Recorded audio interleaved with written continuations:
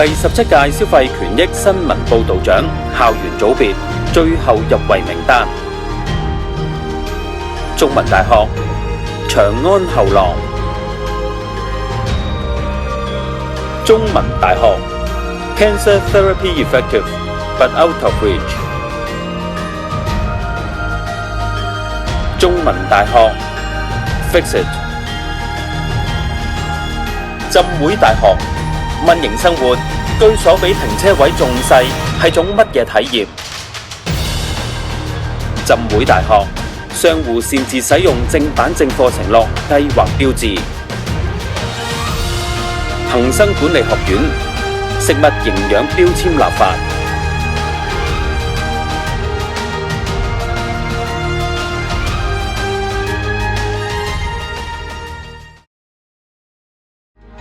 第17屆消費權益新聞報導獎聲音組別最後入圍名單：香港電台封建不由人，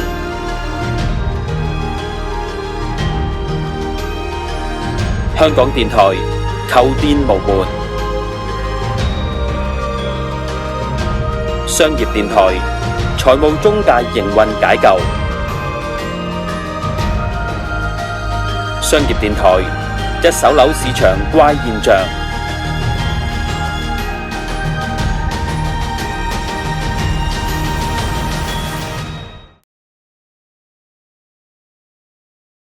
第17屆消費權益新聞報導獎新聞攝影組別最後入圍名單：晴報開幕不足4月，加州健身黃埔店突然暫停開放，其後更全線結業。蘋果日報住宅細過車位。大公報消防員從迷你倉火場出嚟，一道彩虹劃過。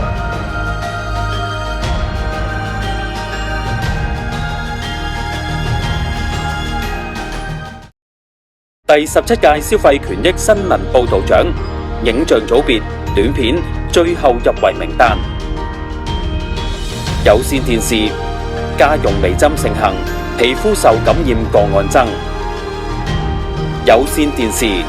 部分手機充電器有潛在危險，充電效能差異大；有線電視香薰精油效用成疑。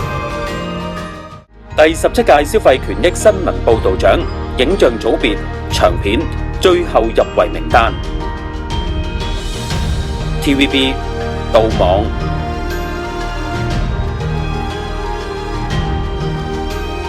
TVB 廢物 GPS、Now 新聞台批發商內地多售假 Botox。Now 新聞台工廈劏房禁之不絕，變成豪宅。有線電視屋苑管理系列垃圾桶圍標，天價會議紀錄。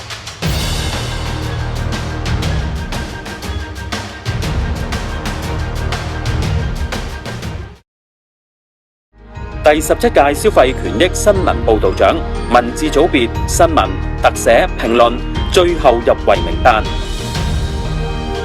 經濟日報酸味湯水藏高鈉陷阱；蘋果日報果味電子煙荼毒兒童，6歲女變老煙槍，大部分含尼古丁及致癌物；香港01油公司合謀定價系列；南華早報 Lilliputian Living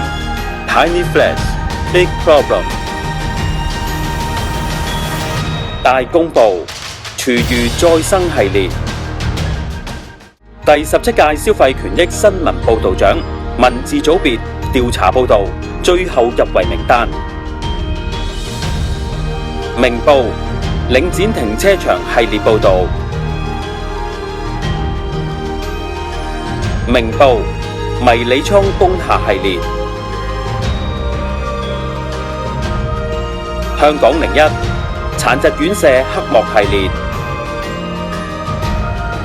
星島日報揭北上投資陰宅樓花陷阱；段傳媒人間地獄般嘅殘疾人院舍，為何仍能立於香港？